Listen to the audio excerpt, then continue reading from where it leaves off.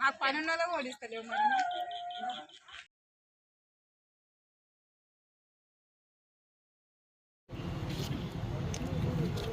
శేఖర్ గౌడ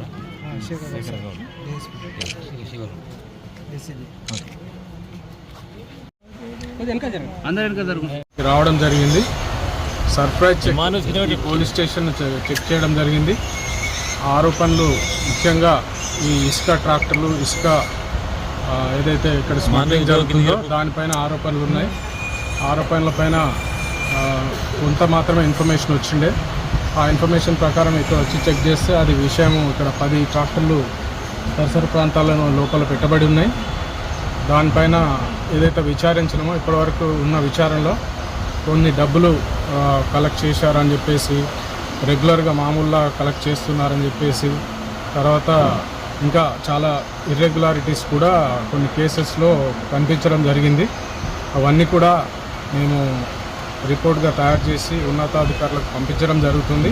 ఇది అందరూ trap case అనుకొని నాకు చెప్తా ఉన్నారు, కానీ ట్రాప్ కేసు కాదు, ఇది సడన్ సర్ప్రైజ్ చెక్. ఇది మాత్రమే ఏదైతే ఆరోపణల ప్రకారం ఉన్న ప్రకారం మేము చెక్ చేయడం జరిగింది. దానిలో కొన్ని ఇక్కడ దానికి ఆధారాలు కూడా దొరికినాయి. ఆ ఆధారాల ప్రకారం మేము రిపోర్ట్ పంపిస్తాము. తర్వాత ఈ ఏరియాలో చాలా రోజుల నుంచి కూడా మాకు ఫిర్యాదులు వస్తూ ఉన్నాయి. ఈ ఇసుక విషయంలో చాలా స్మగ్లింగ్ జరుగుతూ ఉన్నది. చాలా వందల ట్రాక్టర్లు ఈ ఏరియా మొత్తం మీద ఈ మంజీరా నది నుంచి తీసుకువెళ్తున్నారని చెప్పేసి ఆరోపణలు వస్తూ ఉన్నాయి. సరైన ఎవరైతే కంప్లైంట్లు ఉన్నారో వాళ్ళు కొంతమంది భయపడి ముందుకు రావటం లేదు. ఇందులో కూడా చాలామంది ముందుకు వచ్చినట్టే వచ్చి మళ్ళీ భయపడి వెనక్కి పోతూ ఉన్నారు. వాళ్ళందరికీ కూడా ఎవరైతే కంప్లైంట్ ఇవ్వదలుచుకున్నారో మామూలు పబ్లిక్ కానీ ఇంకెవరైనా సరే భయం లేకుండా ఏసీబీకి ఫిర్యాదు చేయాలి. ఈ ఫిర్యాదుదారుల వివరాలు ఎట్టి పరిస్థితుల్లో మేము బయటకు చెప్పడం జరగదు. ఇలాంటి అరికట్టాలనుకున్న వాళ్ళు ముందుకొచ్చి మాకు చెప్పొచ్చు. మీకు వచ్చినటువంటి ప్రెస్ నోట్లో కూడా మేము అన్నీ కూడా 1064 ఇది టోల్ ఫ్రీ నంబర్, ఇది ఎవరైనా ఫోన్ చేయొచ్చు.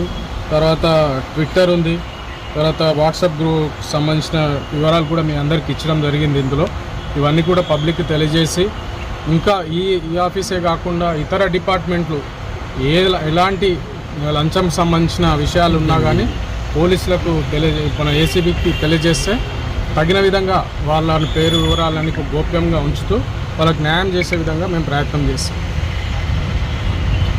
ఓకే, ఇసుక మాఫియా పైన జరుగుతున్నటువంటి ఆరోపణలు మాకు బయటకు తీసుకొచ్చి చెప్పడం జరిగింది.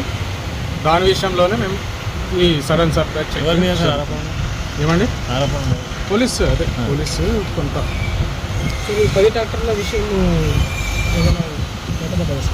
అవును, 10 ట్రాక్టర్లు ఇక్కడ ఉన్నాయి. అది ఆరోపణ ఏదైతే వచ్చిందో దాని ప్రకారమే ఇక్కడ ఉన్నాయి.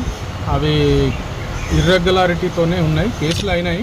కానీ దాంట్లో కొంత డబ్బులు డిమాండ్ చేస్తున్నారనే విషయాలు కూడా కొంత బయటపడతా ఉంది. ఇంకా ఫర్దర్గా ఎంక్వైరీ చేయాల్సింది. ఆ ఎంక్వైరీ తర్వాత మిగతా వివరాలు చెప్తాను.